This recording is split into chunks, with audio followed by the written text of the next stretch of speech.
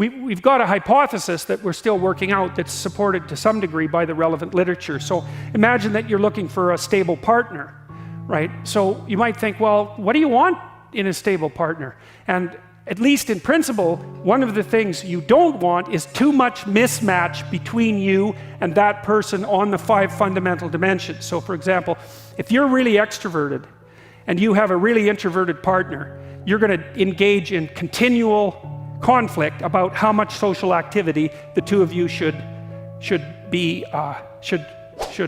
subject yourself to.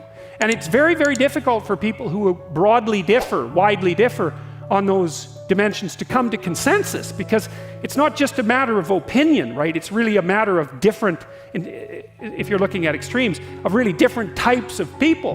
And the thing about introverts is they just don't enjoy large-scale social interaction that much. One-on-one they're often fine, but in a group they don't like that, and it tires them out. Whereas a real extrovert, it's like you isolate them and they just wither on the vine, because a huge part of what actually motivates them in a positive way is tangled up with social interaction.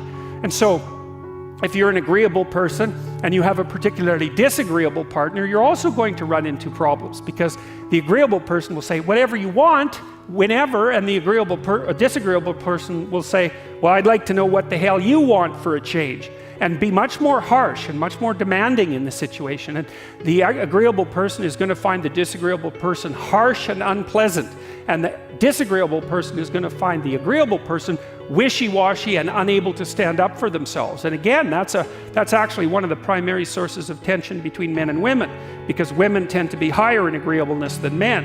It's about half a standard deviation, which is quite a large difference by psychological standards.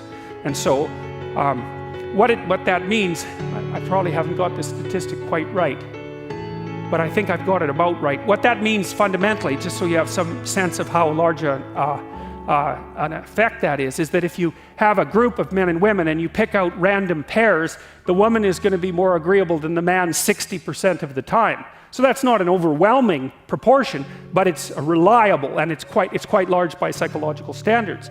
So there's the problem with agreeableness. With conscientiousness, well, if you're conscientious, you're industrious and orderly. And orderly people seem to be sensitive to disgust, which is something we'll talk about in detail later. We've had a hard time specifying exactly what makes industrious people industrious, because it's hard to come up with an animal model for that sort of thing, and there's no theoretical model. But our latest idea is that, it's not my idea, it's actually the idea of my graduate student, Christine Brophy, is that industrious people find it unpleasant and unsettling to not be doing something. So it isn't so much that industriousness makes them happy or fills them with positive emotion. That would be more extroversion, right? Because extroversion is the positive emotion dimension. It's that industrious people can't stand sitting around doing nothing. And this is speculation, but human beings are obviously always engaged in the exchange of labor, especially the reciprocal exchange of labor. And you can imagine that in a community where everyone knows everyone, the people who work hard are going to be pretty irritated on a fairly chronic basis with the people who are completely unproductive. And my suspicions are that plenty of people who were completely unproductive in the history of the evolution of our species were wiped out by people who were unhappy with their lack of productivity. And so I think, generally speaking, human beings have this sense of ethical obligation with regards to one another to share labor. And people who are conscientious really, really feel that. So they feel bad if they're not busily working on something that's productive all the time. And so the advantage to being with someone conscientious is, well, they're going to work like mad, but the disadvantage is they're going to work like mad. So, if you're looking for a partner that you want to relax with or have fun with, or who isn't uptight, then a conscientious person is probably not a very good choice.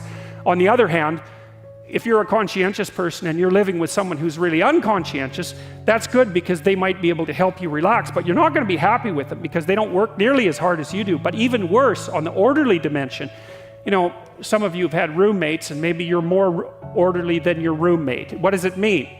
It means you're annoyed by mess before they are. And you don't have to be annoyed by mess much before your less orderly roommate for you to be the one that's always running around picking things up. And so actually one of the things that's emerged from the psychometric analysis is that women are slightly more orderly than men. And I suspect that has something to do with the, what would you call it, inequitable distribution of housework. Because even if imagine that your proclivity is to be triggered by disorder 25 seconds before your partner's. Well, you're going to end up, it doesn't take much difference for you to be the one that's always concerned about the mess first. So anyways, and so if you're a really orderly person and you live with a disorderly person, well, good luck getting along with them. They're going to regard you as like uptight and over concerned with details and unwilling to relax, that's for sure. And they're going to regard you as, well, just a bloody mess. And how can anyone possibly live with someone like you? And so another reason why it's useful to understand your personality is because I think it gives you a better crack at finding someone that you can actually live with over the long run. And we don't know what the optimal, I don't think you want to live with someone who's exactly like you, because then both of you have the same strengths and weaknesses. And there's a bit of a problem there, right? Because maybe an agreeable person can use a bit of a disagreeable person around them to balance each other out, and vice versa, right?